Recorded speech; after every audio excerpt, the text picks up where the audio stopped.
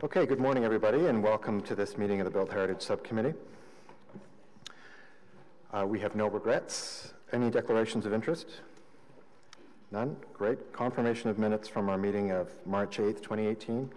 Are those carried? Great. So we have two substantive items today, both of which, for which we have speakers registered, so we won't go through a consent agenda. Our first item is an application to alter 132 Lisgar Road, a property located in Rockland Park Heritage Conservation District.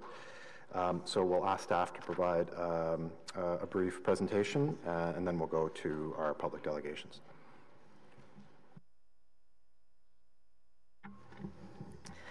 Good morning. This is an application for alteration at 132 Lisgar Road in Rockland Park. The property is located across the street from Rideau Hall and next to the official residence of the Norwegian ambassador. The lot is quite large with an expansive garden at the front of the house. The property is a Grade 1 within the Heritage Conservation District. It includes a noteworthy front lawn, a two-story house with a side gable roof and horizontal cladding. The house is simple in design and has a center hall plan with the entrance centered between bay windows and flanked by side lights and classical moldings. Here are some of the views of the streetscape, looking both north and south along Lisgar Road. The neighboring Norwegian ambassador's residence can be seen in the top image, while the gates of Rideau Hall can be seen in the lower one. The proposal includes two additions, one to the north of the property over an existing screen porch, as well as a two-story addition to the south. These are colored gray. Oh, you can't really see it in the image, colored gray in the slide. The landscaping will remain untouched, as will the existing driveway.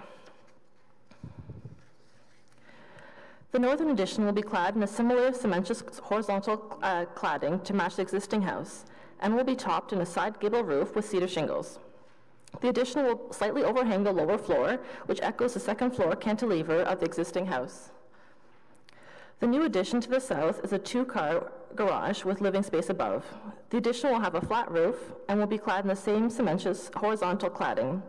This addition will be set back considerably from the street and the front of the house, and will be topped in a simple cornice. The side yard setback of the garage requires a variance from 3.5 meters, as required by the zoning bylaw, to 1.5 meters. A key attribute, a heritage attribute of the Rockland Park Heritage Conservation District Plan is generous spacing and setbacks of the buildings, and the plan's guidelines speak in general to preserving landscape setbacks. In this instance, heritage staff can support the variance sought, as it will not have an adverse impact on the totality of the landscape character of the lot, which is defined by its large front yard landscape and the streetscape. This is the rear facade. The addition to the north will feature a projecting gabled bay, echoing the gable on the existing house. The south addition will have a flat roof and cornice.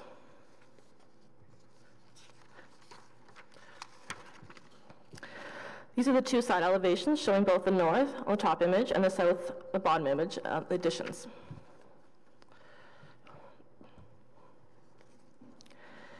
Here are some perspective renderings showing the new additions. The additions are lower than the existing building. The south addition is well set back from the front facade in order to allow the existing building to retain its primacy on the lot. It's clad in materials that reflect the character of the original house and are typical of the area. Although similar in expression, the additions are distinguishable from the original house as they are stepped back from the facade and lower than the roof, providing a visual break between old and new. The setback on the southern side of the property will be reduced and will provide a landscape buffer that is less than typically desired by some of the guidelines that speak to landscaping for new buildings and additions.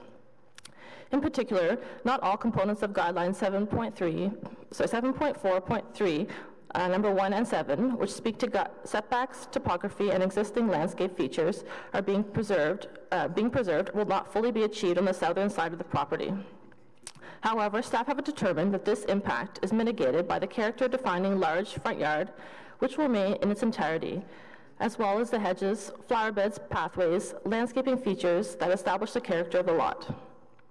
While additions will increase lot coverage, the lot coverage will remain low. The prevalence of soft landscaping will remain, and the established character of the streetscape will be respected.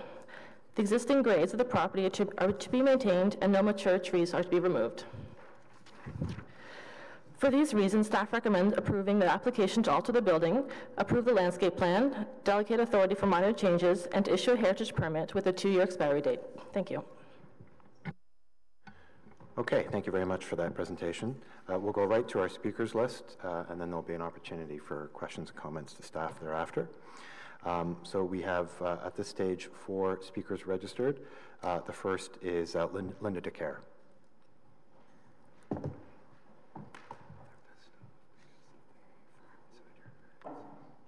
Good morning and welcome to the subcommittee. You have 5 minutes to speak, and when you're ready, you can just press the button on the microphone. Thank you. So my name is Linda DeCare, and I'm chair of the Rockcliffe Park Heritage Committee, and I have about 35 years in experience in heritage conservation. We've had the opportunity to discuss this application in depth with city staff. And while most of the proposed changes are readily supportable, in one very important respect, this application does not meet the provisions, as mentioned, 1 of the Rockcliffe Park Heritage Plan, 2, the Rockcliffe Park Secondary Plan, and 3, a recent decision of the Committee of Adjustment.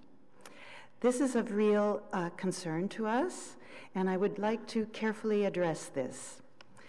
And I wish to emphasize that we support the outcome. Why is this of concern to us? The proposed addition of a 2-car garage to the south of the house will result in a setback from the side yard property line of just under 5 feet, 1.5 meters. The zoning bylaw requires more than twice this distance, 11.5 feet. So the proposed setback is a fraction of what is required. Setbacks do matter, and this was mentioned. The whole park-like character of Rockcliffe Park and the careful siting of houses within it are the core reasons that Rockcliffe Park was designated a heritage conservation district over 20 years ago. So this character can only be maintained if the generous spacing between buildings is maintained. So let's look at what the Rockcliffe Park Heritage Plan says. It begins with a statement of cultural value. That statement is the foundation upon which the rest of the plan is built. The statement identifies the generosity of space around the houses as being essential to the whole concept of Rockcliffe Park from its origins. Then the Heritage Plan sets out the heritage attributes of Rockcliffe Park that are to be preserved. Among the heritage attributes are 2 that are relevant here.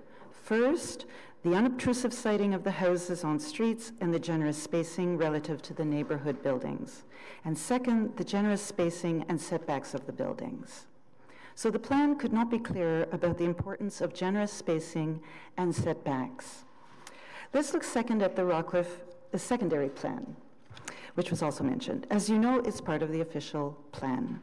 The secondary plan starts with a statement of community vision that guides everything that follows. Right up there in this statement are the following. It is the desire of the community as expressed in this plan to protect the present environment, including the spatial relationships between buildings. Third and finally, I want to draw your attention to a decision by the Committee of Adjustment about a year ago. The Committee of Adjustment was considering an application that, amongst other things, proposed a garage that was only 4 feet from the property line. The Committee of Adjustment rejected this. It said that this is not in conformity with the generous spacing between buildings that is part and parcel of the heritage character of Rockcliffe Park. That was a significant statement. I think the conclusion to be drawn from all of this could not be clearer. The proposal to add a garage to the Grade 1 house at 132 Lisgar that brings it within about 5 feet of the property line does not conform with the Rockcliffe Park Heritage Plan and its secondary plan, and is at odds with the recent decision of the Committee of Adjustment. So exceptionally, we do support, nonetheless, this application. And we do so for one reason, solely because the house at 132 Lisgar is set back from the road at some 80 feet. This is truly exceptional. It will not create, in our opinion, a precedent if you identify this reason as part of your decision. This expansive and beautiful front yard setback provides a long vista to the house that you have seen in photographs, significantly mitigating the impact of the much reduced side yard. We also note that the neighbor affected by this much reduced side yard does not object to this. This is the first time that our Heritage Committee has ever supported such a development that does not accord with the protections that the city has put in place to preserve the heritage character of Rockcliffe Park. So we reject any attempt to claim that the seriously inadequate setback in question is in accord with the plan, the secondary plan, or the decision of the Committee of Adjustment, and we don't think that that is what you've heard today. So we have demonstrated that it is an exception that is worthy of support. So without saying anything further, I would like to acknowledge the extensive cooperation and collaboration that we've had with city staff on this file, and I thank you. Thank you very much for your intervention. Any questions for Ms. DeCarrett? No? Thank you very much for coming. So the next speaker on our list is Susan Takino, and she will be followed by David Jeans from Heritage Ottawa.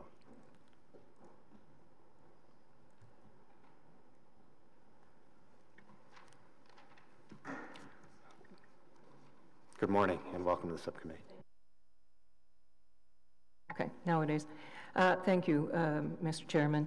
I'm here, I'm no longer on the Rockcliffe Park Heritage Committee, but I am a member of on the board of the Rockcliffe Park Residents Association, as I have been for some time.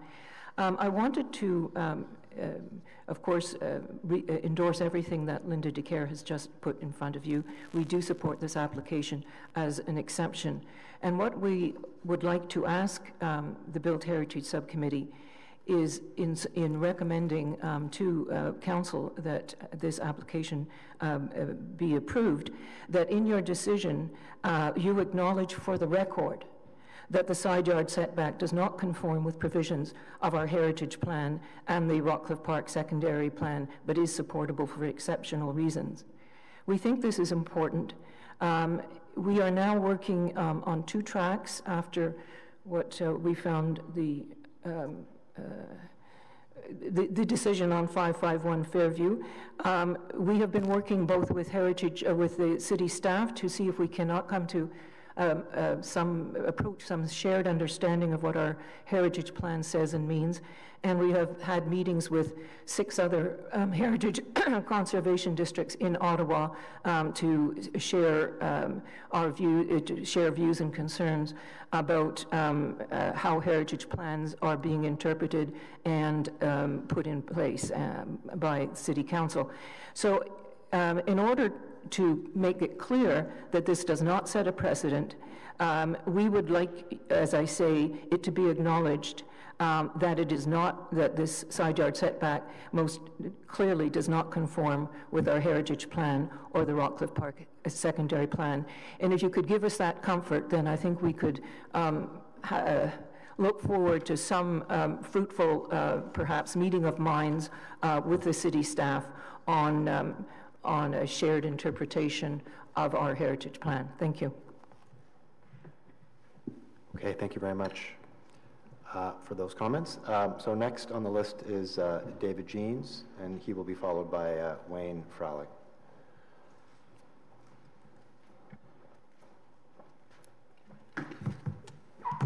Thank you, Chair. Heritage Ottawa supports the staff recommendation and also strongly supports the remarks which have been made by Linda DeCare and Susan Takino, representing the view of the Rockcliffe Park Community Association.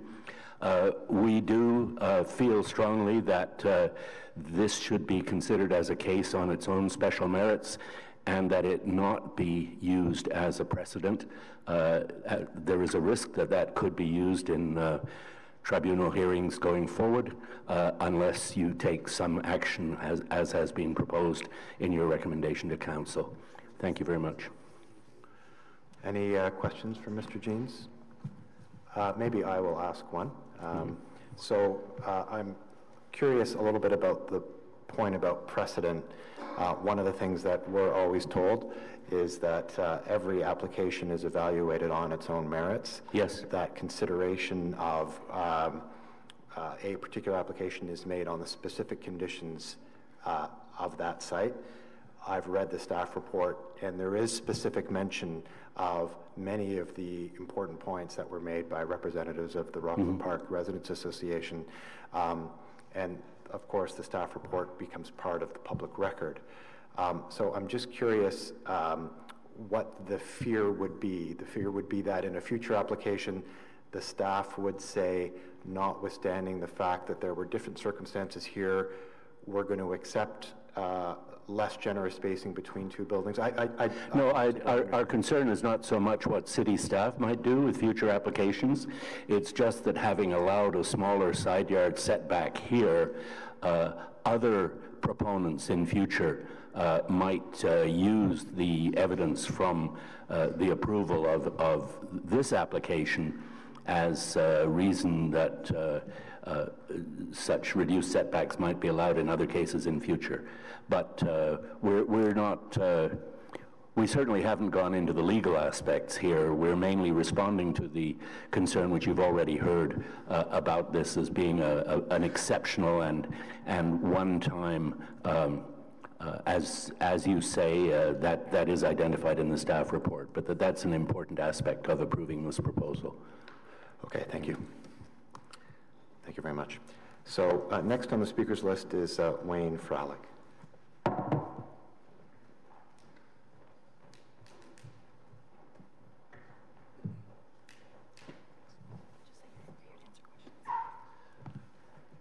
Good morning and welcome to the subcommittee. You have 5 minutes to speak. Good morning. I'm Wayne Frelick. I was working with the owners on this project, so I'm just here to answer any questions should any arise. Any questions, Member Smallwood? Are you the architect or Designer? Yes. Okay. I did have a question. I support the look of the house and what's been done. The only question I had about it was the addition, as you're facing the house on the left-hand side, which is over top of the current sunroom. It struck me that the sunroom is very light and transparent, and the addition over top of it seems heavy, and it looks visually to me like one is crushing the other. And I just wondered if any thought had been given to possibly beefing up the support structure that appears to hold that second floor up, just because it does seem, at least to me, a little heavy there. Yeah, we actually looked at that when we first designed the master on the top and found some images, and also you can see by the renderings there, we feel it does work. We're looking at, there is some landscaping that does exist that is not shown on that rendering. So we're looking at doing a couple things, maybe reinforcing the landscaping around the base of that addition, and also maybe looking at color, or if we do have to beef up the columns, then we would look at doing something like that, and we'll work with Heritage to fine-tune that. Any other questions? Seeing none, thank you very much for coming out this morning. Okay, there are no other speakers on the list. Questions or comments for staff? Member Small? With respect to the, excuse me, with respect to the issue of precedent setting, I just wondered if we often see situations where somebody comes forward and says,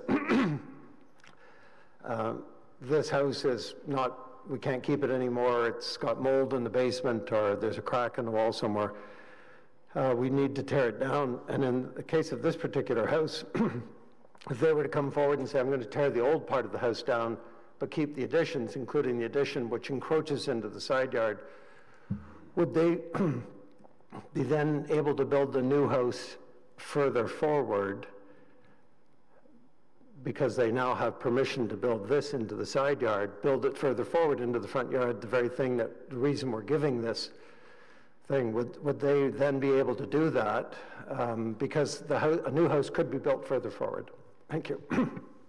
That's a highly hypothetical question, Member Smallwood, but I'd be happy to answer it.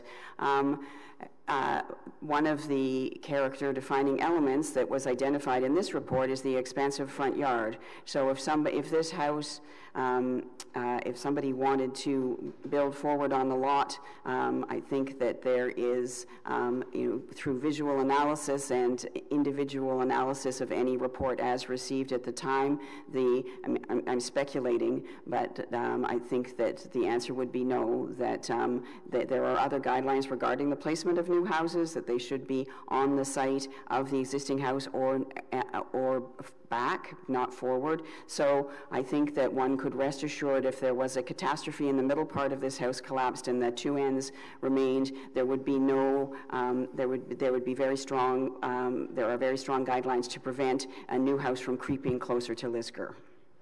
And of course, as Chair Nussbaum pointed out, every application is judged at the time of its receipt.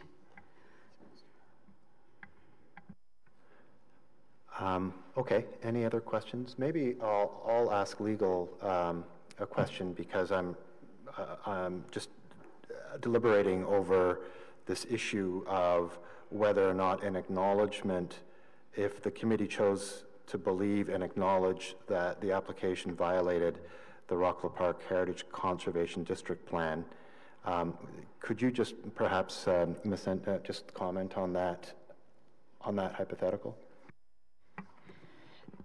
Chair, the question that I believe you're asking is whether or not you're going to amend the recommendations to include such an acknowledgement, or if you would simply like to make a statement. Are you asking to amend the report? Well, I guess I'm asking if you've seen that, what would be the legality? I mean, I had understood that it was our role, although this plan is under appeal, it is our job to uphold the plan, certainly as a statement of policy by council until such time as the appeal process is finished.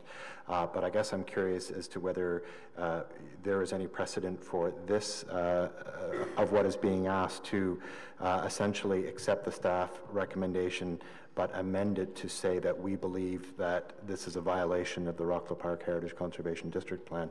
I'm curious if you, in your experience, have seen this kind of approach before. Chair, I have not, and I would be reluctant to approve and disprove the staff recommendation in the same context.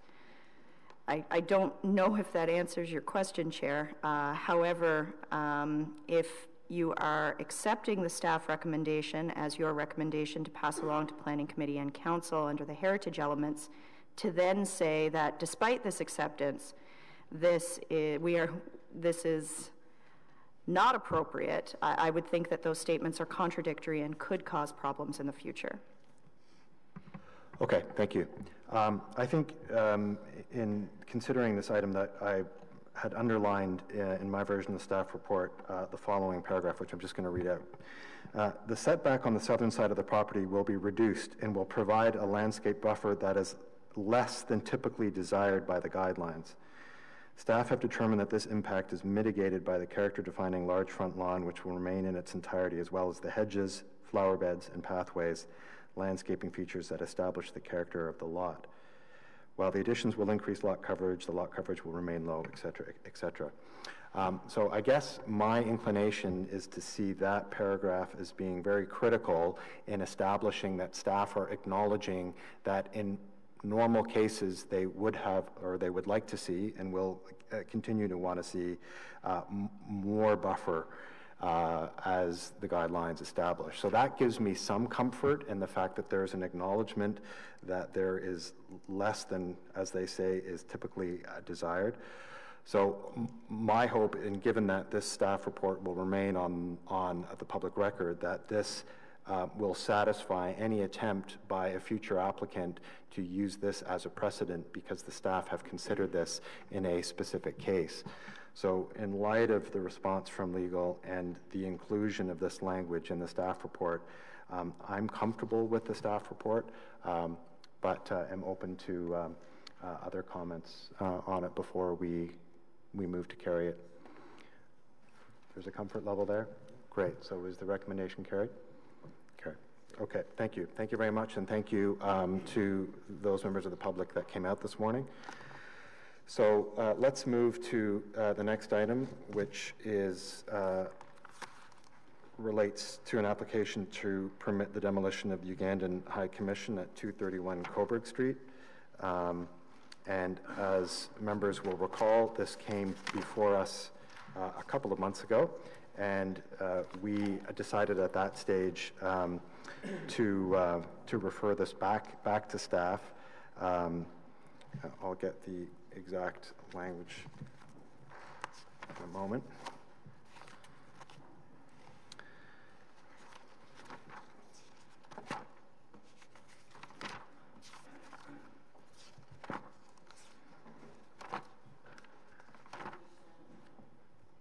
Thank you. So therefore be it resolved is what we said back in February, that the application to demolish the building at 231 Coburg Street be referred to staff for further review, and that the City of Ottawa be directed to engage a structural engineer with heritage experience to provide an independent engineering report which speaks to the structure of the existing building, and based on the additional information in the independent review, that the applicant be encouraged to prepare a revised application that retains or incorporates a significant portion of the existing building, or a new design that better reflects the recommendations contained in the applicant's cultural heritage impact statement. So that's the context for this piece. We'll start by having staff report back on progress made, and then we'll go to public delegations. Councillor Fleur? Is it possible to just set the context to this? As you know, there was a motion that you spoke to, and I just have some concerns as to the work that staff undertook. So I wonder if I could just make a statement prior to staff presentation and delegation, if committee would accept. Well, we can do this one of two ways. We can hear from staff, and then I can go to you first, and then we'll hear from public delegations. Does that work? Yes, thank you. Okay, so over to staff first, please. Good morning, committee. As Chair Nussbaum outlined, this is back to you after it was initially considered on February the 8th. And it is an application to demolish and replace the Ugandan High Commission at 231 Coburg Street, a property located in the Wilbrod-Laurier Heritage Conservation District.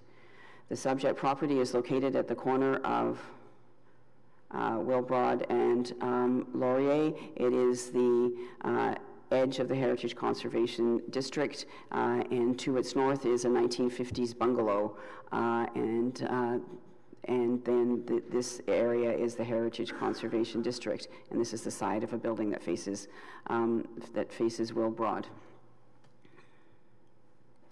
Again, this is the Heritage Conservation District. You can see that the subject property is located here at the corner of Coburg and Wilbrod, and the boundary of the district runs through its backyard.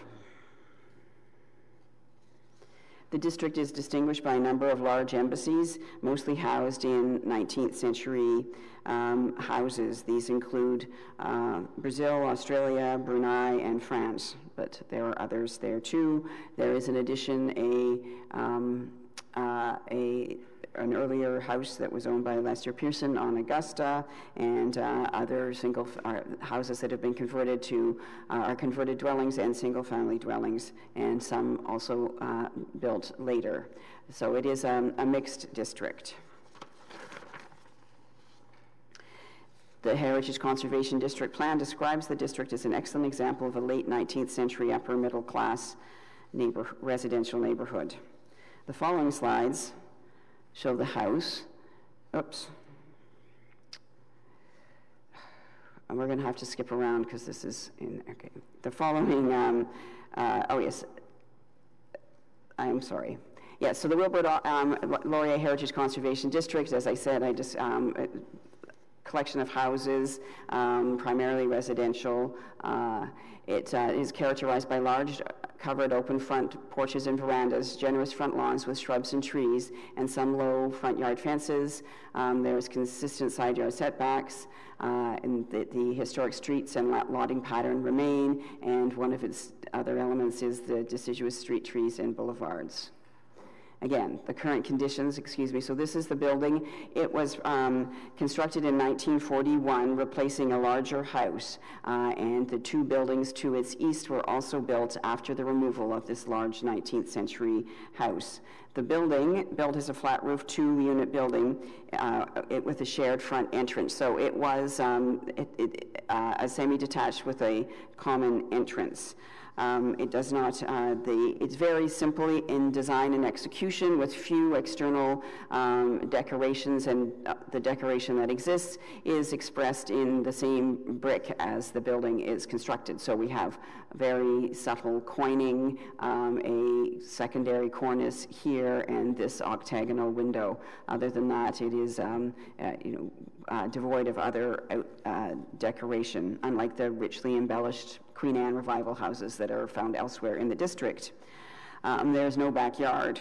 From 1955 to 1958, Lester Pearson and his wife owned one of the units in the building.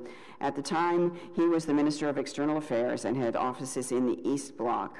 In 1957, he was awarded the Nobel Peace Prize for his work establishing the peacekeeping force in Egypt during the 1956 Suez Crisis, prompted by Nasser's nationalization of the Suez Canal. Although Pearson lived at 231 Coburg when he received the prize, the building is not explicitly or meaningfully associated or identified with his work at the time, which took place at the UN and within offices of the Canadian government. So here is that's the building and its associations again, and you can see this is outside of the district, and the district continues that way.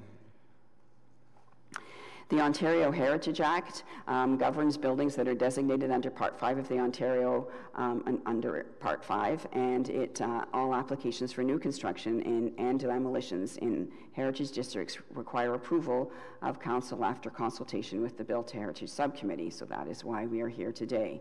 The application includes the demolition of the existing building and the construction of a 3-story replacement building, and in addition, the proposal requires site plan approval and a rezoning.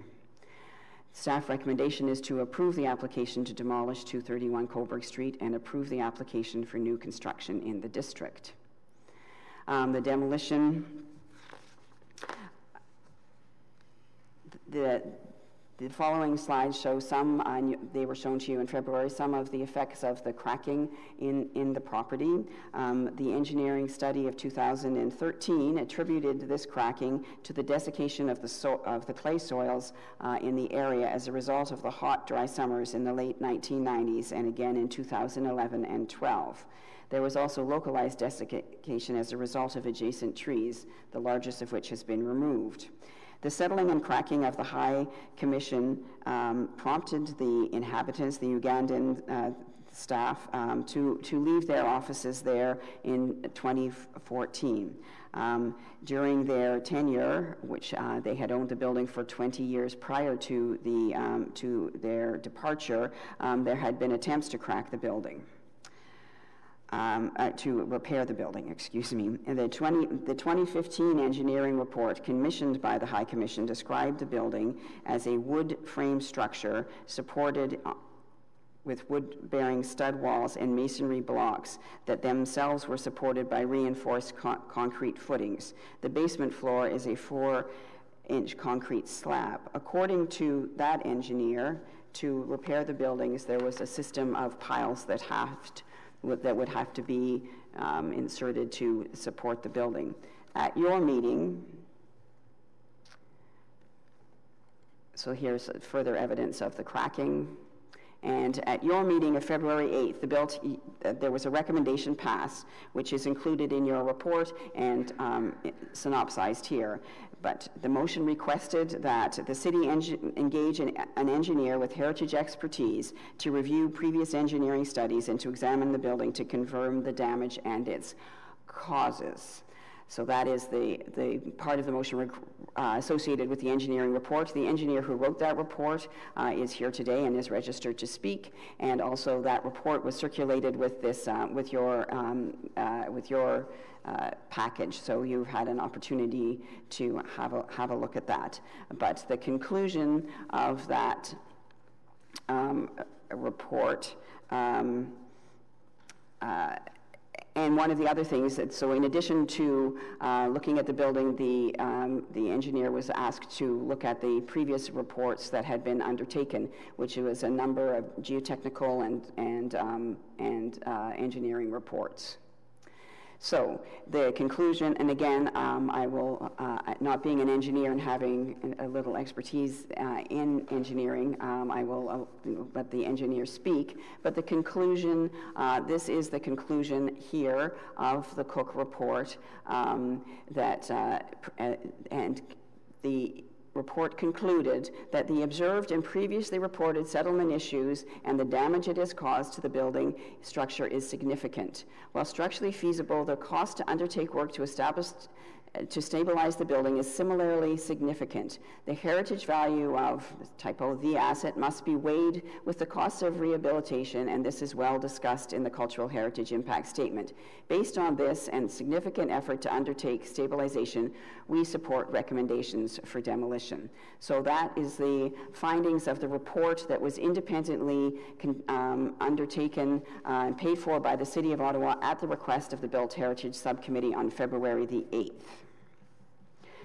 And again, and these are the studies, this is also in the staff report, these are the studies that were reviewed. So there has been extensive analysis of the building over time. So those were the findings of the work, and again, the engineers here. In addition, the Built Heritage Subcommittee instructed staff to study the possible inclusion, we'll go back to, the possible inclusion of elements of the building into the new design, or to further refine the design to reflect the recommendations of the Cultural Heritage Impact Statement. In analyzing the building, staff determined that the retention of elements was not the best approach because it could pose a risk of creating a pastiche, which was neither new or old, so there'd be difficulty determining whether it was an old building or a new building, which is not consistent with the standards and guidelines. Again, frequently when there are requests to retain elements, the building has more clearly defined elements that could be repeated, such as a terracotta panel or a barge board, etc., or a frontispiece or window surround. So again, as stated, this is a very simple building. It would be hard to find elements to reincorporate.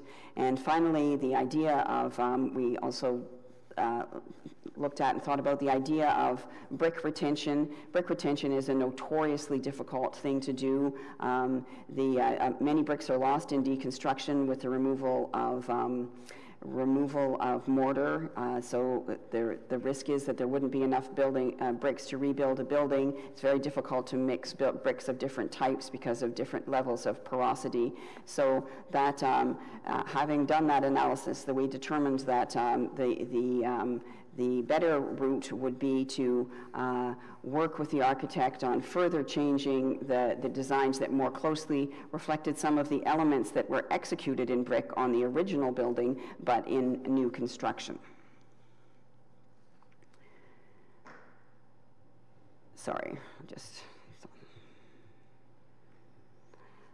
So as the presentation I made in February pointed out, we have worked extensively with the architect and our colleagues in urban design and land use planning to bring this building into closer conformity or into conformity with the Heritage Conservation District guidelines for infill construction. Initially, there was a wheelchair ramp, taller. This was not set back. So this ended up with this version of the building that you saw in February. And again, the motion was to look at bringing it closer into conformity with the recommendations also of the Cultural Heritage Impact Statement. So this is the property the building that is in front of you today. Changes that were undertaken to reflect the recommendations of the Cultural Heritage Impact Statement include separating these two windows so that they read more clearly as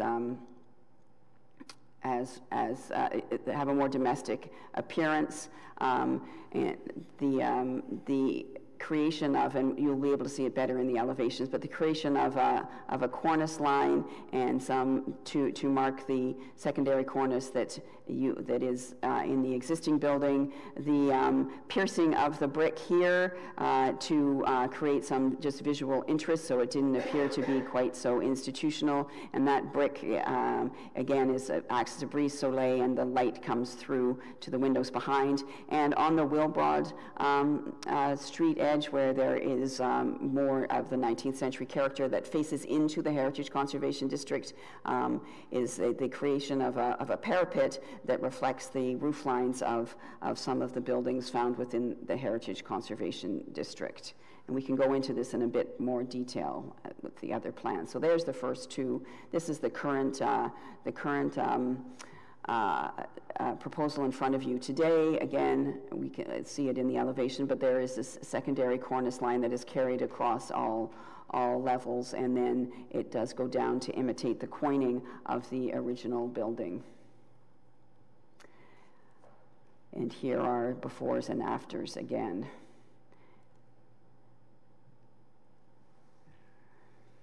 And then the elevations, and then I think some people perhaps weren't aware that this is a freestanding wall and there's a window there. So it is, again, and the octagonal window draws attention to the original octagonal window, which is the major decorative element on the front facade of the building, and that motif is repeated here.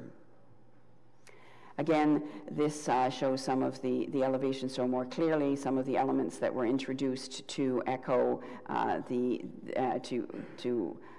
recommendations of the Cultural Heritage Impact Statement. So this is a change in the brick, and then this line to imitate the coins of the existing building, or to evoke the coins of the existing building.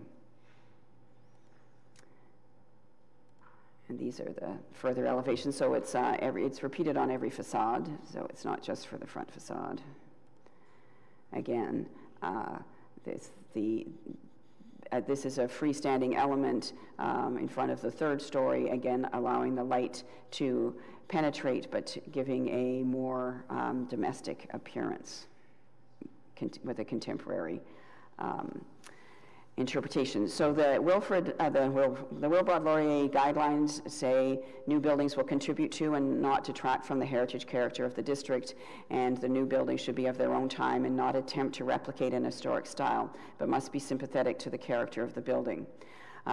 So this building replaces the 1941 building with a new one, similar in form and mass. It's of its own time, does not replicate an historic style, is sympathetic to the Heritage Conservation District, and has been made more sympathetic through the more recent interventions on the part of the architect. And again, its design is inspired by the facade proportions, the fenestration pattern, and the flat roof of the original.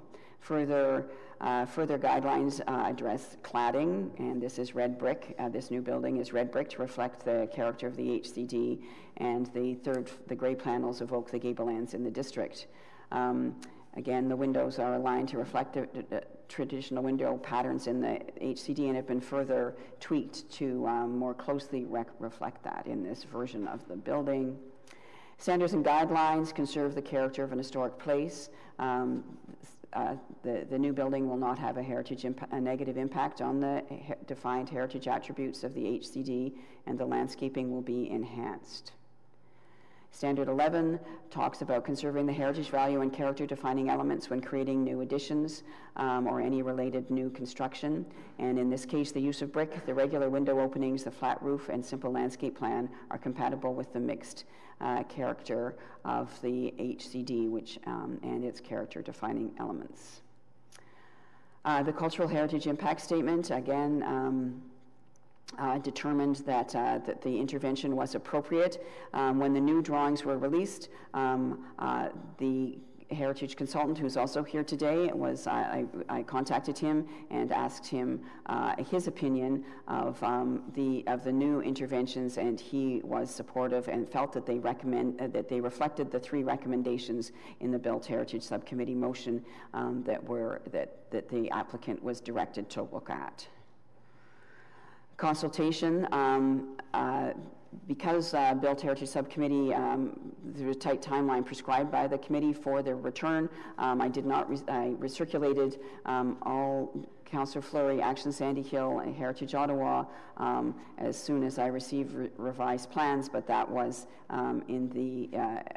at the end of March, and so I did not receive any comments on these prior to today, but now there are comments from both Action Sandy Hill and Heritage Ottawa, and Councillor Fleury is here to speak. So that was expected because of the direction to have this back in 2 months after the February meeting.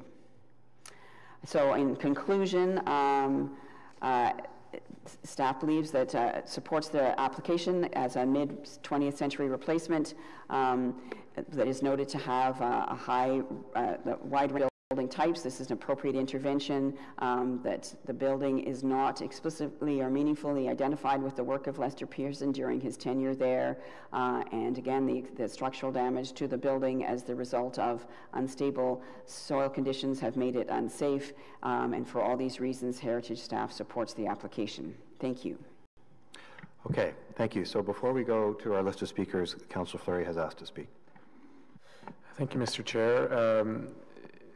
My biggest concern, and I did meet with staff prior to today's meeting on it, and I share Action Sandy Hill and I share the same concerns, which is that the intent of the motion that was passed at the last Built Heritage Committee seemed to indicate to staff to hire an engineer or a consultant or an expert that was able to take an extended look at the existing building and see truly what could be retained.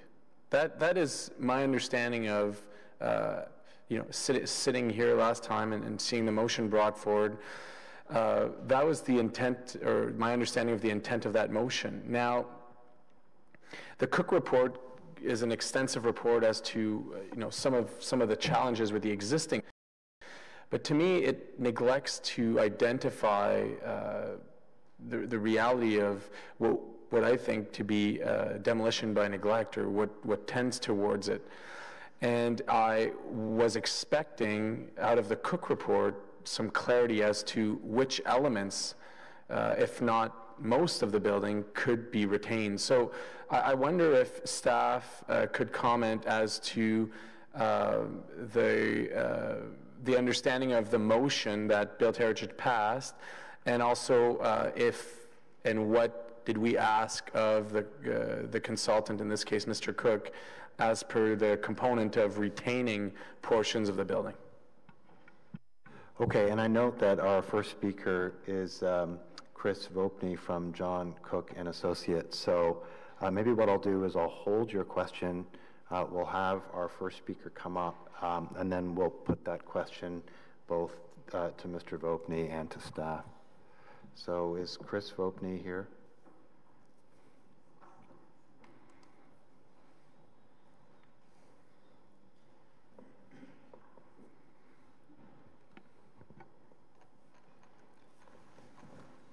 So good morning and welcome.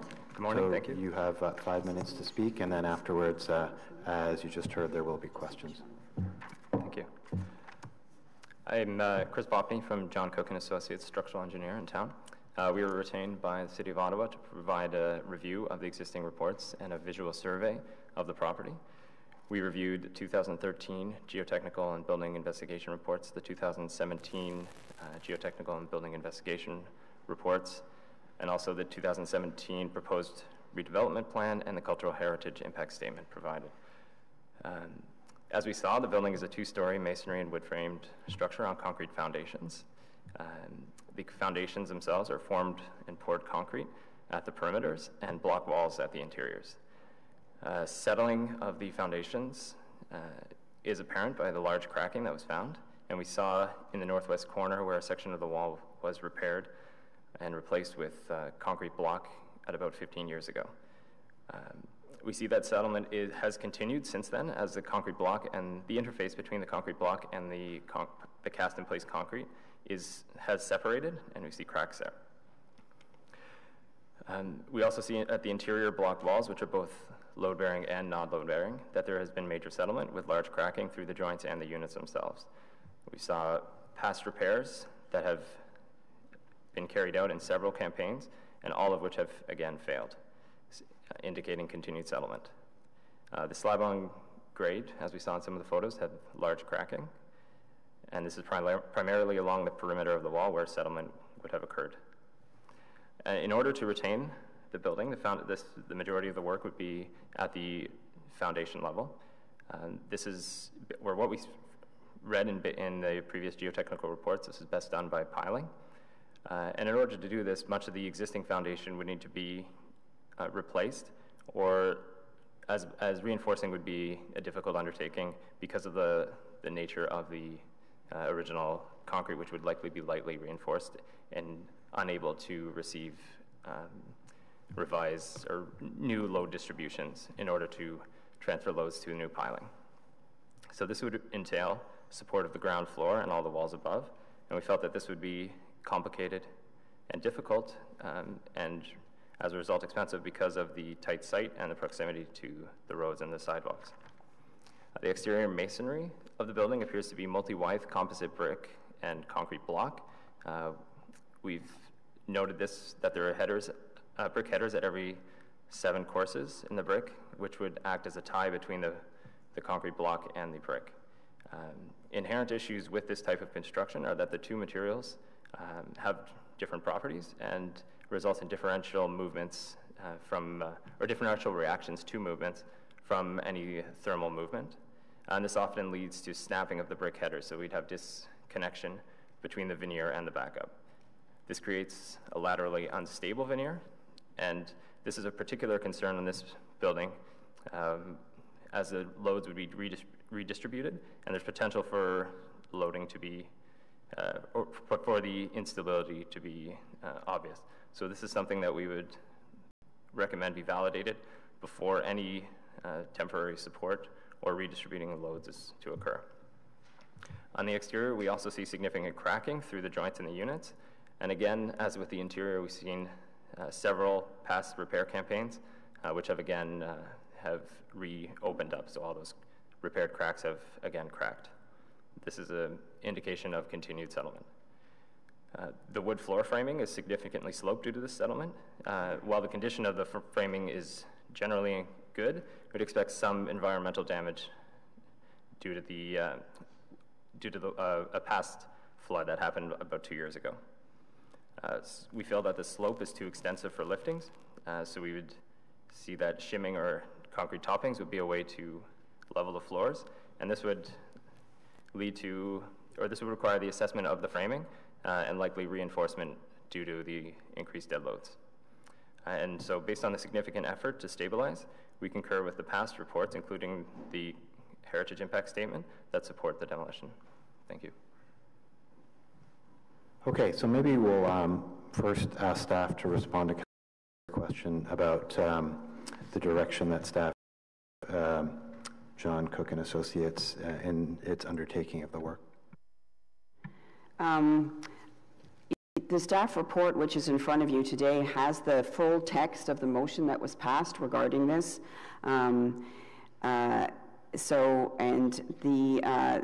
The request was for additional review of engineering issues and the possibility of retention of at least portions of the building, and that we were directed to engage a structural engineer with Heritage to provide an independent engineering report which speaks to the structure of the existing building.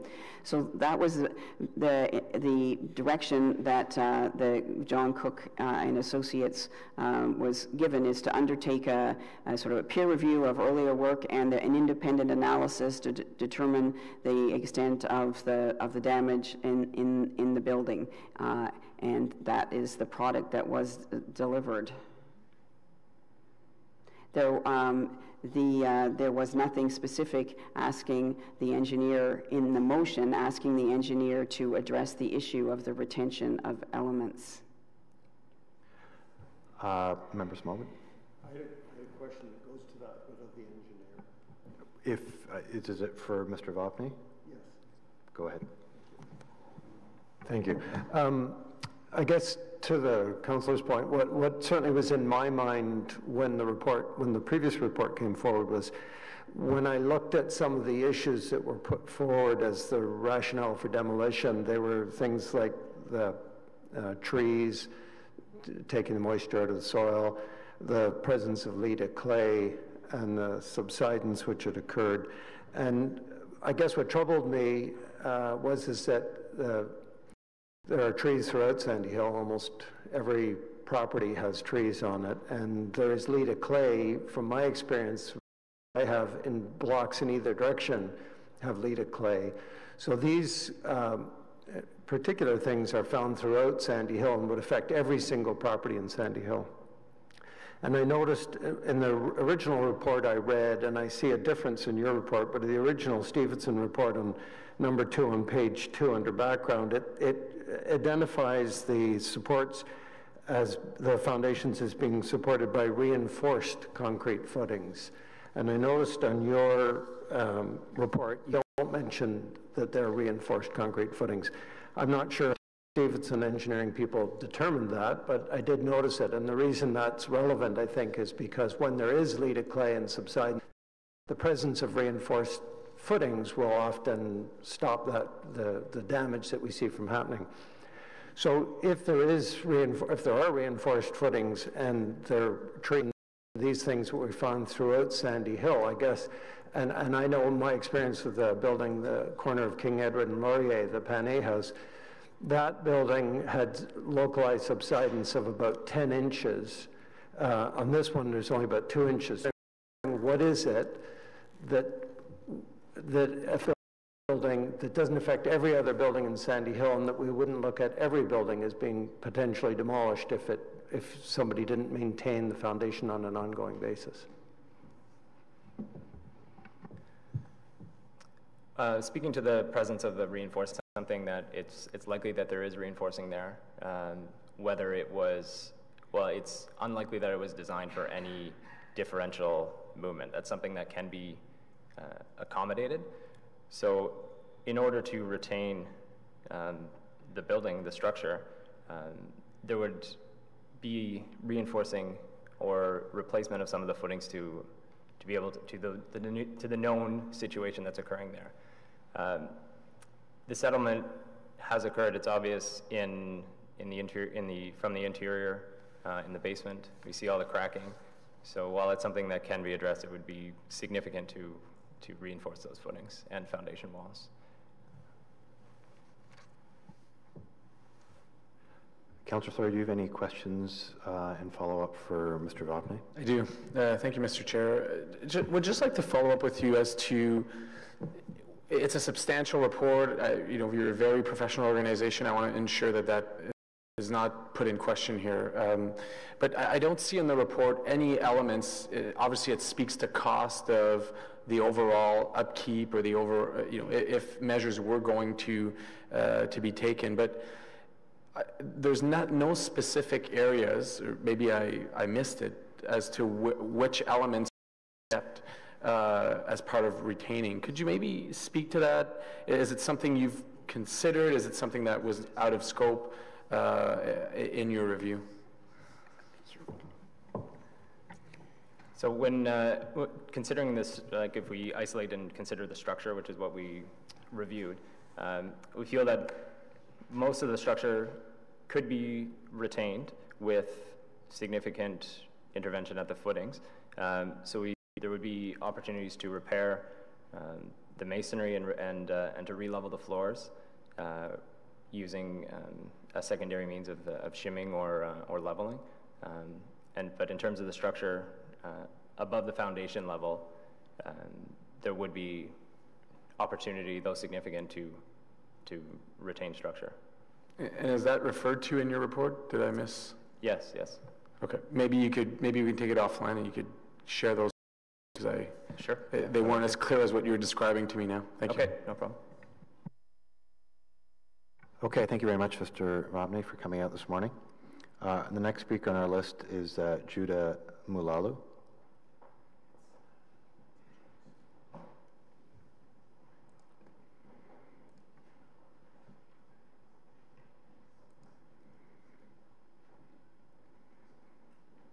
Good morning and welcome to the subcommittee, and 5 minutes to speak. Good morning and thank you, Mr. Chair. Do I have an opportunity to plug in for...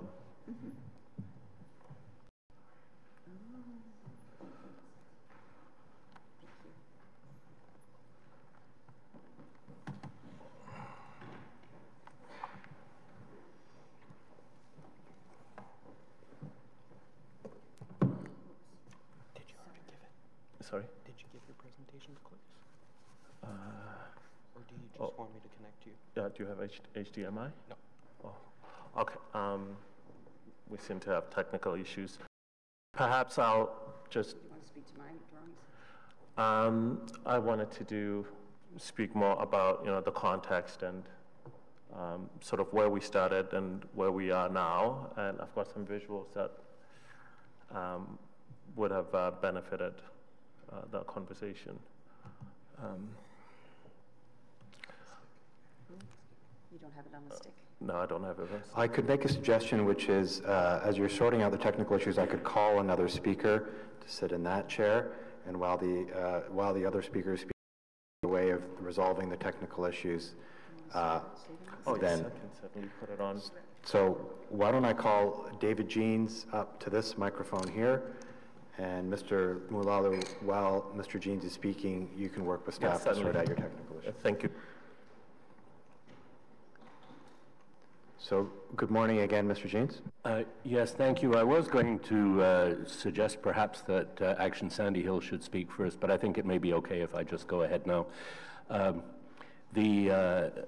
You have their was submitted early this morning, and ours short one was submitted somewhat later, and for that I apologize.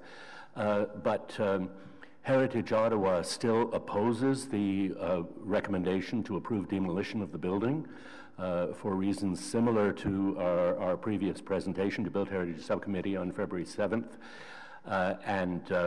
We feel that it should still be possible to repair the foundation and retain a shell of the existing building for incorporation into the design.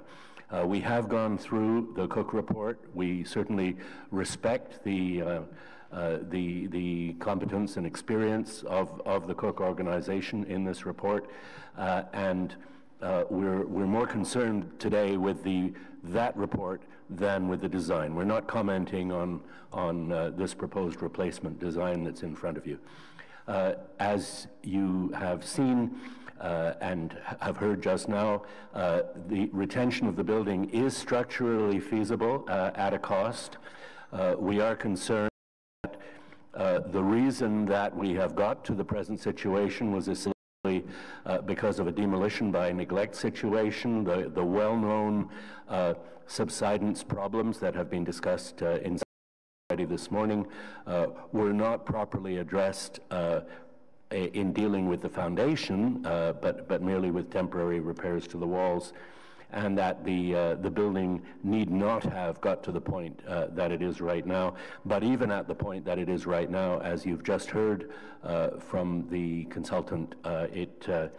it could be repaired and stabilized.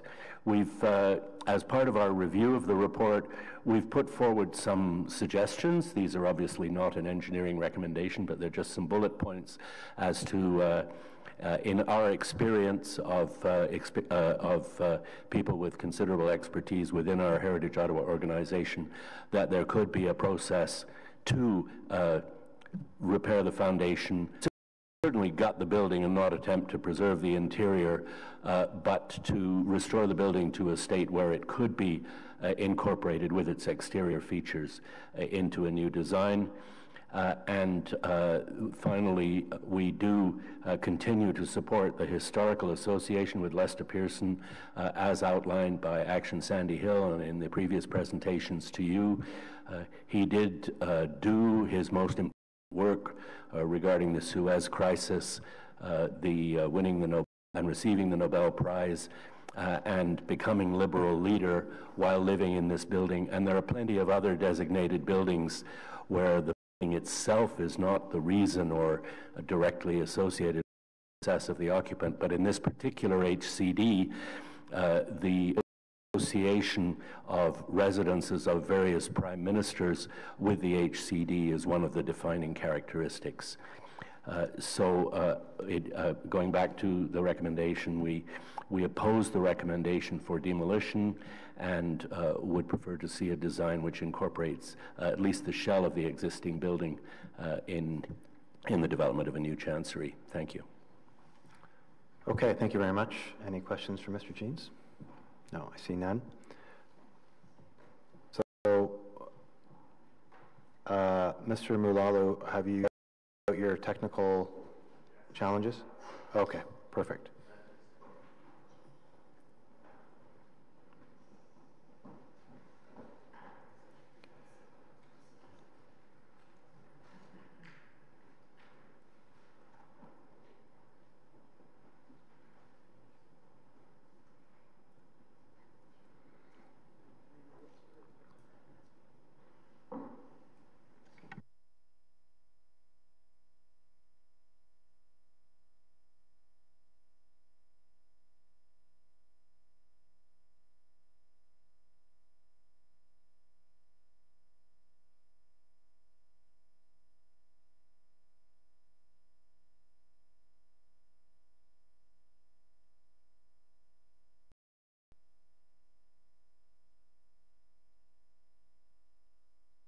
Okay, so your 5 minutes will start now.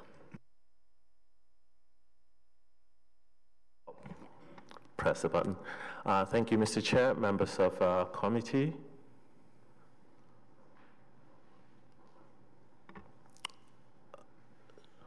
I would like to speak to the context within which our design solution for 231 Coburg Street was formulated, and just basically look at what's existing and look at the process in terms of our collaboration with the city and heritage planning, and also, the consultations that we've had with Action Sandy Hill and Councillor Fleury's office as well. Most of these slides I will just fly through because they were essentially covered in Ms. Coote's presentation. But basically, where we started is essentially here, where the property sits very, very tight to the lot, and with no opportunity for landscaping. And make this move faster. So as you can see, this is beginning here, just really a quick run through of the existing context, just to show the different character types of building styles. This is just immediately to the north. Well, that's a Daly Avenue, and we've got some quick streetscape photos to show just how varied this context is.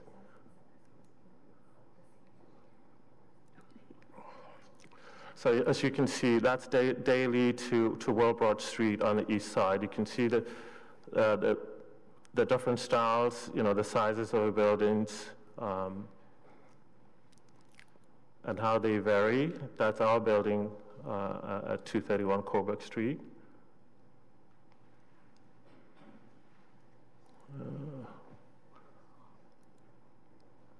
And now this is the other side. Oh, jeez, what's happening here? Right, it also very, very, varied.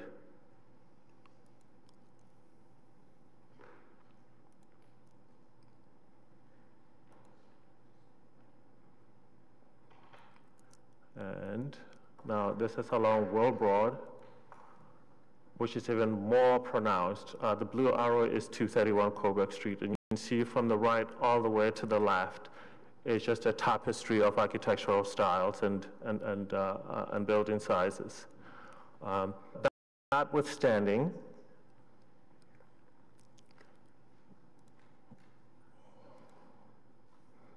okay, this is the south side with the tall apartment building there, which really just brings home that point of this architectural tapestry in this district.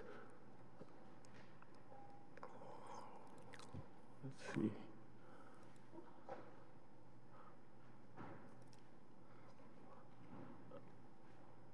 So essentially, to reiterate Ms. Coote's point, there wasn't really much in terms of character-defining attributes of existing building that could be retained, but still, with that second cornice line that was mentioned, and the octagonal window, we tried to integrate as much of what could be, integrated and interpreted in a contemporary, modern style, and also the materiality revisions and attentions to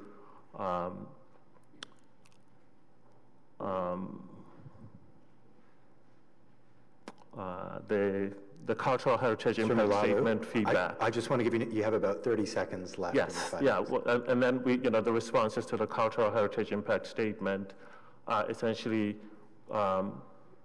reflected in where we ended up, which was extensively covered in Ms. Coote's report. Thank you very much.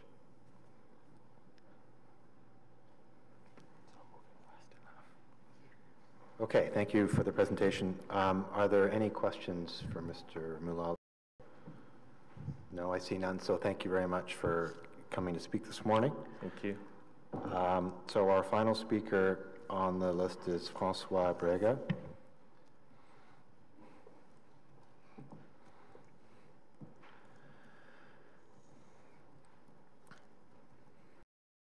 Good morning and welcome to the subcommittee. Good morning, Mr. Chairman, members of the committee. I'm Francois Brega. I live in Sandy Hill. You have received earlier today the submission by Action Sandy Hill. I will not repeat what's in it, but I do endorse the views that were expressed there, as well as those of David Jeans for Heritage Ottawa. What I would like to do is to raise two contextual matters which I feel are relevant to this application. The first one concerns the vexing question of demolition by neglect, a development that we certainly oppose. And this is not just a theoretical problem. In Sandy Hill, there's another property at 30 Blackburn Avenue that belongs to a foreign government that has sat empty for close to a year. Recently, the electricity to that property has been cut off. And I'm concerned that any decision that this committee make not send an unintended signal to the owner of 30 Blackburn that demolition by neglect is a possible way of managing a building in Sandy Hill. The second contextual matter that I want to raise is a historical one that Mr. Jeans has already referred to. 10 prime ministers lived in Sandy Hill at different times of their lives. This represents an unequaled concentration of leaders in any neighborhood in Canada. And a walk through Sandy Hills, in fact, offers an opportunity for a civics lesson that can't be offered anywhere else in the country. So history matters, and for those reasons, I oppose the application. Thank you, Mr. Chairman. Thank you very much. Any questions for Mr. Brega? I see none. Thank you very much for coming out this morning. Okay, we're going to move now into questions, comments to staff. Are there questions to staff on this item?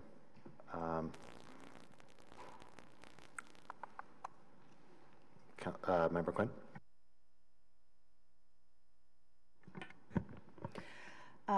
Yeah, this comes back to the question of raised this morning about demolition by neglect.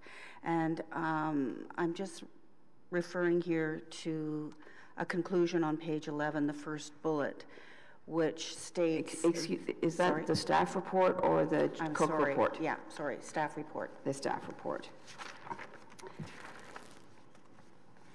It's just a short bullet referencing the engineering reports in general, including the John Cook report, concluding that the initial structure damage to the building was a result of unstable soil conditions that caused differential settling and rendered the building unsafe and was not the result of demolition by neglect.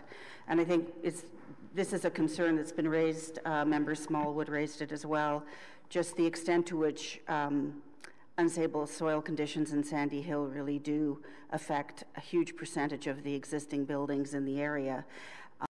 And it's incumbent, again, on owners of these properties to maintain their buildings and address these problems on an ongoing basis so that we don't find ourselves using this as a justification in the future for demolition. And I also, the note again that the mention of the building being deemed unsafe, which harkens back to Member Podolsky's query at our in February about the evidence that addressing the safety of the building. And I certainly didn't see it in the Cook report or in the previous one, which I neglected to bring with me this morning. So I'm just, a couple of questions there, looking for clarity. That's a pretty broad statement and pretty loaded in some respects. So some clarity on that. Your questions aren't exactly clear to me, but I will do my best. I knew you would. Certainly, the question of not be the levels of the floors and the cracking were such that the inhabitants and the employees determined that they would no longer work there because it was safe. Again, and it was unsafe, and I think that it is. Again, as I said in February, you don't need an official statement to say that a building is unsafe. If you feel you're not safe in there, there's no obligation to continue to work there, and that was the conclusion that was reached at the time. In terms of, yes, there is, as I am often fond of saying, Sandy Hill is a Sandy Hill, and buildings shift. This building, again, it did shift. There were attempts to repair it, and it continued to shift.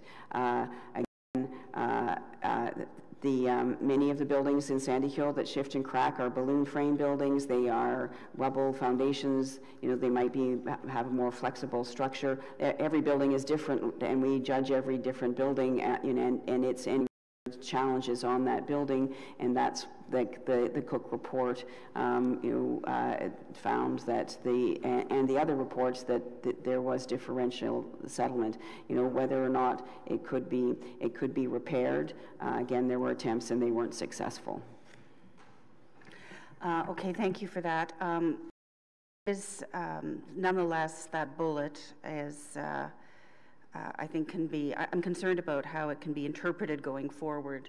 And we certainly talked about that in our last item up for discussion here this morning.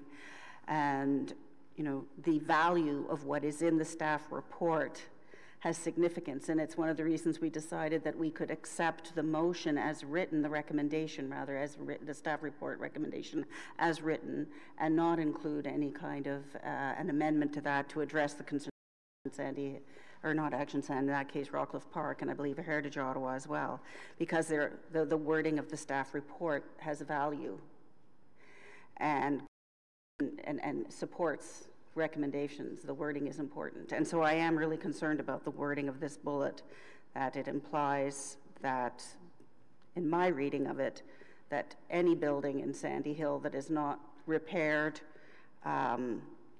it can be justified based on these conditions. And I think, Mr. Smallwood, you also addressed this to some extent.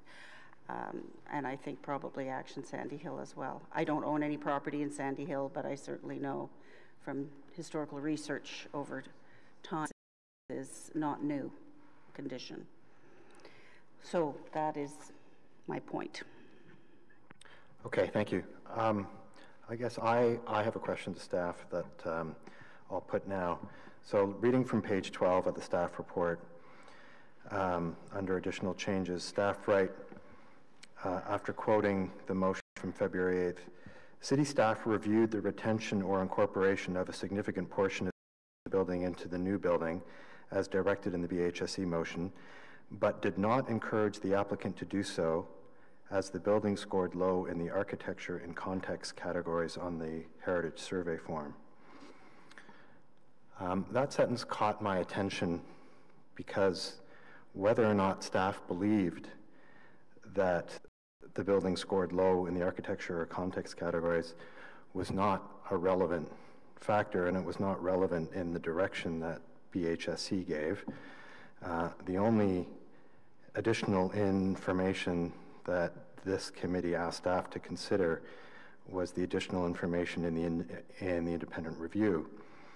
And a plain reading of that paragraph suggests that staff had their own opinions, notwithstanding the direction from the committee, that the applicant be encouraged to provide a revised application that retains or incorporates a significant portion of the existing. So I wonder if staff can explain that sentence. The resolution, again, it was looked into. The applicant did examine the possibility of retention, but this bullet is an or bullet. It is that based on the additional, that the applicant be encouraged to prepare a revised application that retains or incorporates, or a new design that better reflects. And so staff took the or and encouraged the applicant to prepare a new design that better reflects the recommendations. The or is was very clear to us, and that was, we did look at retention and again, what could be retained, bricks or whatever, and then we went to the or, because it wasn't and, it was three things: hire an engineer to look at it, and based on the, and as the result of that, we had two choices: either to encourage the applicant, or to retain, or to develop a new design. That is why we took the approach that we did. And again, this paragraph to which you refer on page 12 said our thinking on how we reached the either or, and landed on the or a new design. Okay, thank you for that answer. I think what I'll do is I'll provide some wrap-up comments before we go to a vote if there are no more questions. Do you have questions, staff? Do you want to wrap up first? But before I do, go ahead. Merci, Monsieur le Président. Vous avez entendu Patrimoine Ottawa et puis évidemment Action Côte-de-Sable qui ont parlé de l'importance de l'ensemble de l'œuvre de M. Pearson, évidemment aussi du propriétaire du bâtiment actuel qui année après année fait de mauvaises réparations ou même aller jusqu'à abandonner le bâtiment. I think components are also important and weren't as presented as clearly today, which is we have an initiative in Sandy Hill, as many of you know, called the Prime Minister's Row. And the idea is to get out of the Parliament buildings and really walk into communities and see what it means to be a capital city and how prime ministers and elected national leaders lived and would have lived in our community generally, and that fits across many of our communities, including Sandy Hill. And the significance of that work plays into this application in its respect. Obviously, for me, it goes beyond that, and it's truly a demolition, a request to demolish because of neglect.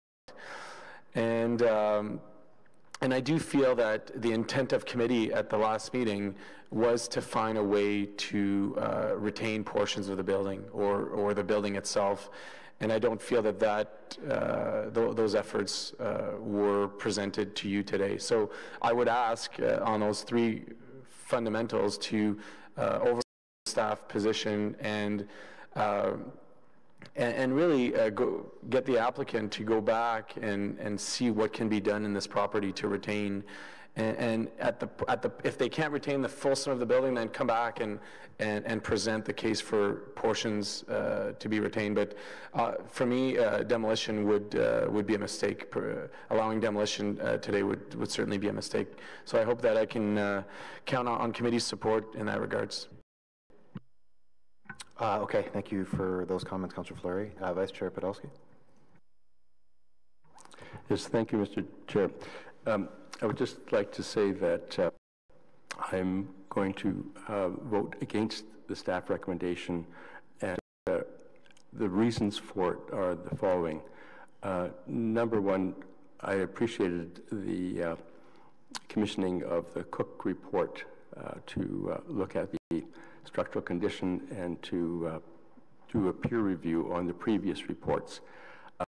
The findings of that report and the earlier structural reports, which I read very diligently, do attribute the settlement to a likely cause, which is the dewatering of the Leda clay below the foundations. And as has been made abundantly clear around this room and in the reports, an unusual circumstance. Leda clay is not an unstable soil. It can be destabled by watering. So I think that it's important to know that this happens periodically, and I think that one of the things that is evident from the peer review by Cook and Associates is that the building can be stabilized and reused. I think that what was evident is that in the earliest report by the technical engineers, Patterson, that one of the things that could contribute to settlement is frost action. And it seems to me, without having a special study done of it, by leaving the building vacant for a number of years unheated, as the Ugandan High Commission did, this allowed frost to get through the building into the footings and could contribute to continued settlement of it. So there is human action here that helped to exacerbate the conditions, in my view. And I think that this is important to note that there, in my view, notwithstanding the staff, there is a contribution of demolition by neglect to the condition of the building, including the mold in it from the the water leaks that came through the roof. So I don't think that we can accept the staff conclusion that this is not a result of demolition by neglect. There is a significant factor here that we need to identify. The second reason for voting against the staff recommendation is that the argument that because Prime Minister Pearson lived here for such a short time, that there's no historic value relating to that. I think that if we look at the Norman Bethune house, he was born there and he lived there only 3 years, but that was the reason why the Historic Monument Board in Canada and Foreign Affairs didn't create a National Historic Site there. It doesn't matter how long you've lived, and I think dismissing the Pearson era there, I think, is not really credible. And thirdly, the third reason for voting the staff recommendation is that the proposed new building is unsympathetic to the heritage character of the Heritage District. It does not meet the guidelines. There's been a struggle with the architects and the applicant to get them to modify an earlier design, but it really, has not resulted in an outcome. I hope that if the Built Heritage Committee rejection of this application is endorsed by City Council, there'll be a message to the Ugandan High Commission to really be more cognizant of their role as diplomats to this country and to look at community values and do their best to make a significant contribution, such as some of the other embassies and high commissions have done in the Sandy Hill area and other parts of the city. So, Mr. Chair, I have declared that I will vote against the motion. I'm interested in the comments of the other members of the committee. Okay, any other comments before I provide some wrap-up comments myself? Member Small. Thank you. I share your concerns and I oppose it just because I haven't seen anything here that tells me why this particular building should be demolished. All the buildings in Sandy Hill face the same issue, and most owners take the required action. In this case, they abandoned the building and didn't take the required action. So I think if we accept this, we're just encouraging that as being an out for someone who doesn't wish to take care of the property. Okay, I'll provide a few comments of my own at this stage. So this is a very difficult issue before us, and the reason it's difficult is that when this came to us, we adjudicated the matter on the basis of a substantive referral to staff, which I think in hindsight was flawed in its language, and I take responsibility for that. I think in hindsight we should have drafted a different referral to staff, which made more clear in the letter of the judge what was clearly the spirit of this committee, which others have noted. It was very clear from the verbal discussion we had that our preference was to see an opportunity for some retention of this building. And I thought that on the basis of that clear verbal intention, that would be how staff would interpret the motion. However, on the strict reading of the motion, there's no question that we put an or in there, and we put an or that wasn't conditioned. If I could go back in time, I would have said, or if deemed structurally infeasible, a new design, but we didn't do that. And I'm now in an awkward situation of having to go back to the initial referral, and strictly on the letter of the law, staff have come back to us.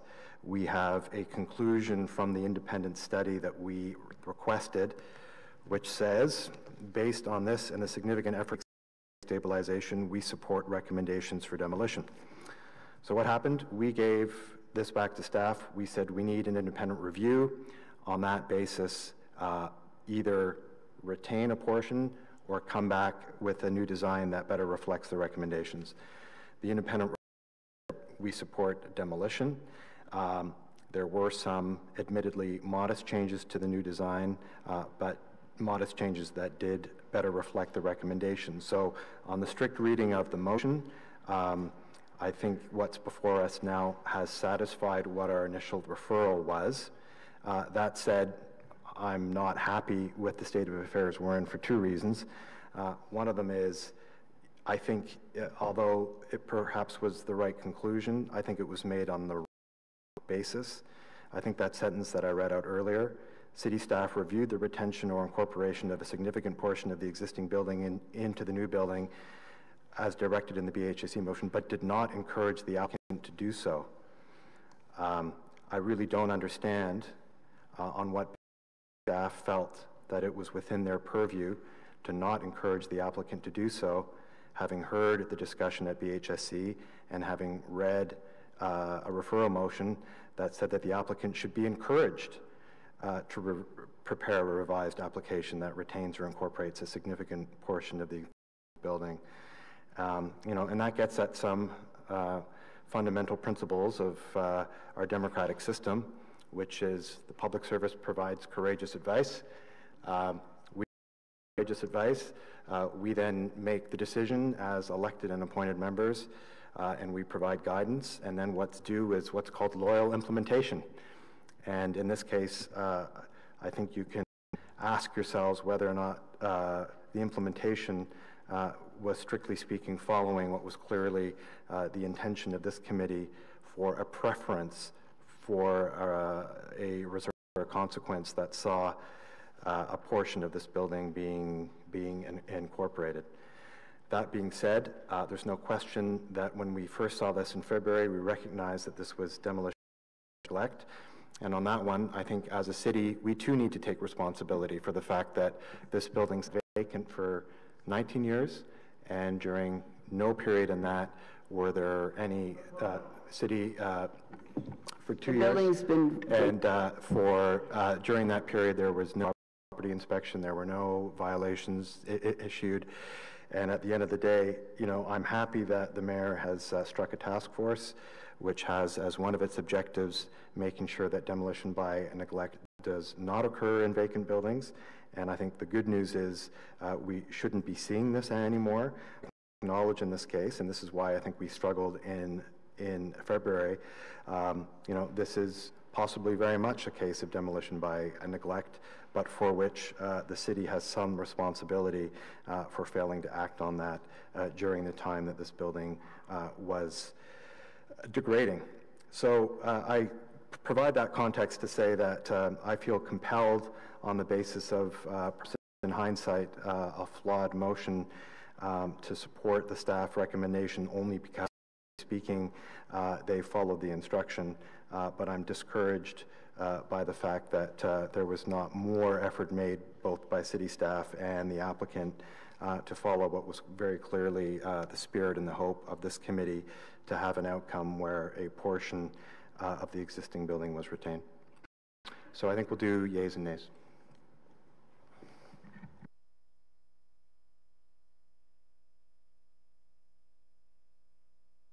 We have a technical motion from Vice Chair Podolsky. Yes, a technical motion has to do with the updating of the Cultural Heritage Impact Statement.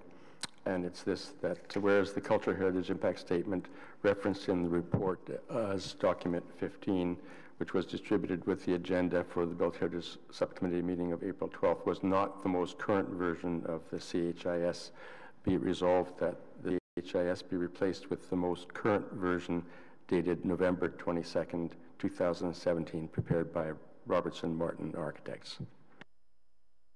Is that correct? So the carried, and now yeas and nays on the overall.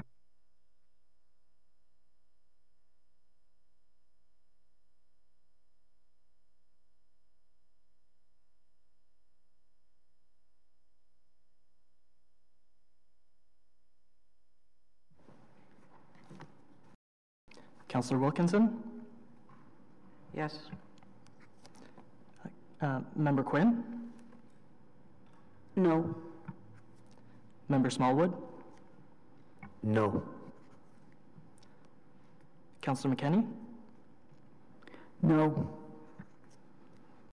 Councillor Moffat? No. Vice Chair Podolsky? No. Chair Newsbaum? Yes. 2 yeas, 5 nays. Okay, thank you very much. So that concludes that item. No. We need a refusal motion. Yes, you do. Which the vice chair is going to introduce. Do I need guidance on the wording?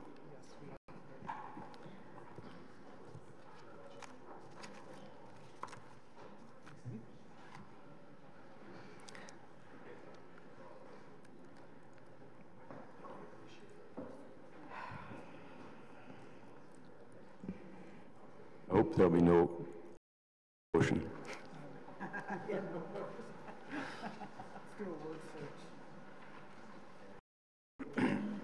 That's why I gave you the motion in advance.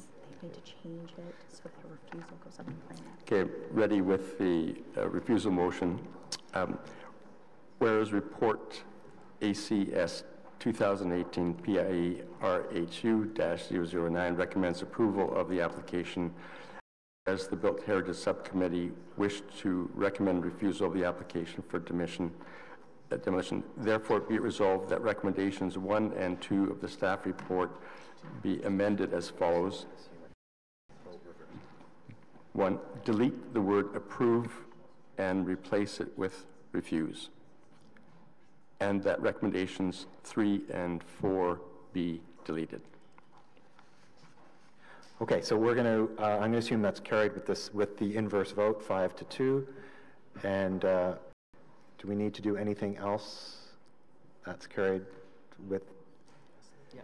Do we need, so the amendment bringing the new CHIS into the report, does that need to be reintroduced?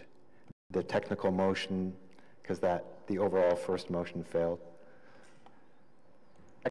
Technical motion to introduce the revised CHIS into the report. So I guess we'll reintroduce it. I think the technical motion amended which recommendation, Chair, because the revision is very narrow and does not change the substance of the reports, but to amend and delete, unless it is in recommendation 3 or 4. No, it wasn't, it is so not, we're good. So you are fine. Okay, great, thank you for that. Okay, so let's move on then to other business, and I know Member Quinn had an item to raise. Thank you, Mr. Chair. This is just a small item I brought to your attention this morning. I received an email last night with some photographs. This is pertaining to the Duncannon apartment buildings on Metcalfe corner of Cooper.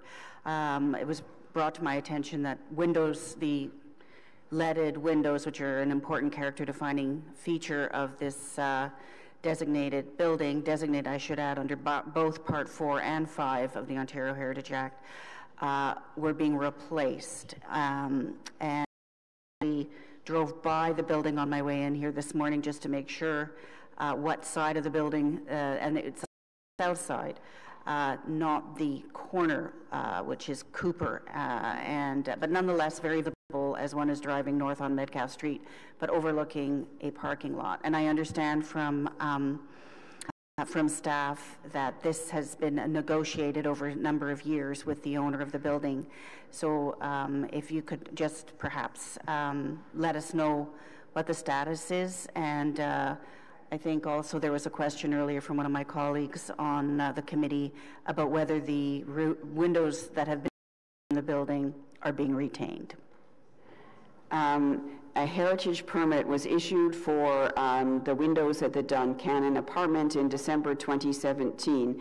As a result of the ongoing communications and discussion between the city and the owner of the building and his heritage consultant, who is Robert Martin, who is here today, who I asked to stay on in case there were further technical, but But I can tell you that in the end, the permit was issued to restore the windows on the Cooper and Metcalf facades and to replace the windows on the other two facades with the units that you see here. So that was what was agreed to, is that the public facades with the feature windows and that were face the main streets would be restored, and the rest would be replaced. As is the case with all heritage applications, this was sent to Councillor McKenney, the ward councillor, for comment, and she is also aware and